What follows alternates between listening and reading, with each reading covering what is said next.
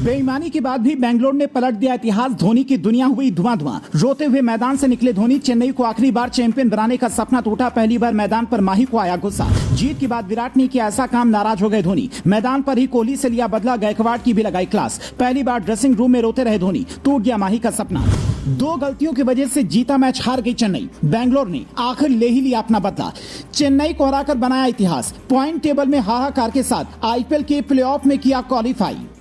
धोनी ने विराट कोहली के लिए जो मायाजाल बिछाया था, वो मायाजाल पूरी तरह से टूटकर चकनाचूर हो गया। धोनी का मायाजाल ही नहीं, बल्कि चेन्नई सुपर किंग्स के लाखों चाहने वालों का दिल भी टूट गया। जिस मुकाबले में चेन्नई को किसी भी सूरत में जीत दर्ज करनी थी और प्लेऑफ में क्वालिफाई करना था, उस मुकाबले में कप्तान गायकवाड़ ने ऐसा गेम प्लान किया कि चेन्नई ही अपने गेम में उलझकर फंस गई। धोनी ने सपने में भी नहीं सोचा था कि उनको इस तरीके से हार देखनी पड़ेगी। धोनी का सपना था कि आखिरी आईपीएल खेल रहे थे तो इसीलिए इस बार ट्रॉफी भी उठा ली जाए, मगर धोनी का सपना भी टूट गया। मैदान पर मौजूद 30,000 लोग रो रहे थे, धोनी के लिए दुआएं कर रहे थे, मगर जिस तरह की तबाही आरसीबी ने मचाई उसको देखकर धोनी भी कांप रहे थे। लेकिन जैसे ही चेन्नई सुपर किंग्स को हार मिली और बेंगलोर ने इतिहास बनाया, विराट कोहली ने कुछ ऐसा काम कर दिया जिससे धोनी नाराज हो गए और उन्होंने भी बदले के अंदाज में विराट कोहली को जवाब दिया। क्या है पूरी कहानी आपको बताते हैं, मगर पहले बात कर लेते हैं इस मुकाबले की। कभी भी ऐसा नहीं लगा कि चेन्नई सुपर किंग्स मुकाबले से बाहर हो गई हो। लगातार धोनी के प्लान के आगे बेंगलोर की टीम नीचे दिखाई दे रही थी, लेकिन कैसे पूरी कहानी बदल गई और कैसे जीता हुआ मैच चेन्नई हार गई, आपको बताते हैं। इस मुकाबले में अगर बात करेंगे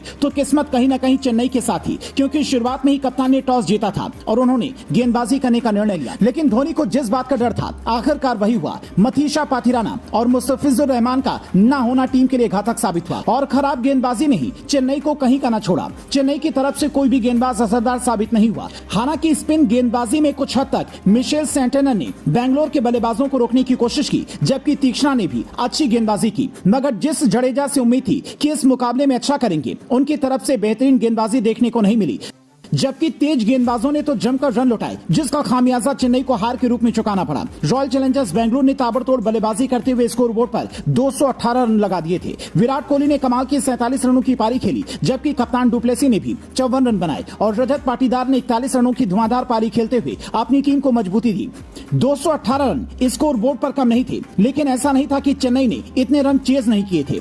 इसीलिए बेंगलोर को सतर्क रहने की जरूरत थी और बेंगलोर को यह बात बहुत अच्छे तरीके से पता थी कि इस मुकाबले को हल्के में नहीं ले सकते हैं। इसीलिए जबरदस्त गेंदबाजी बेंगलोर की तरफ से देखने को मिली। ऐसा लग रहा था कि विराट कोहली ने सारा प्लान तैयार कर रखा था कि किस बल्लेबाज के आगे किसको गेंदबाजी सौंपनी है। लगातार वो कप्तान से बात कर रहे थे। आपको बता दें कि इस मुकाबले में बेईमानी के आरोप भी लगे, क्योंकि कप्तान डुप्लेसी को बताया गया कि गलत आउट दिया गया है। दरअसल वो क्रीज में पहुंच चुके थे, मगर इसके बावजूद उनको आउट दिया गया। साफ तौर पर इमेज में भी ये दिखाई दिया। मगर जो भी रहा हो, जब बारी चेन्नई के बल्लेबाजी की आई तो गायकवाड़ ने अपनी टीम को निराश करने का काम किया और बिना खाता खोले ही पवेलियन की राह देखते बने। इसके बाद सचिन रविंद्र ने कुछ हद तक टीम को संभालने की कोशिश की, लेकिन वो भी टीम की हार नहीं टाल पाए। धोनी के बल्ले से भी 25 रन निकले, जबकि रविंद्र जडेजा 42 रन बना सके। लेकिन आपको बता दी कि जैसे ही मैच बेंगलोर ने जीता, विराट कोहली ने ऐसा सेलिब्रेशन किया कि धोनी नाराज होकर मैदान से बाहर चले गए और उन्होंने खिलाड़ियों से हाथ तक नहीं मिलाया। दोस्तों, आपको क्या लगता है, क्या इस बार आरसीबी कमाल कर पाएगी? कमेंट कर बताएं।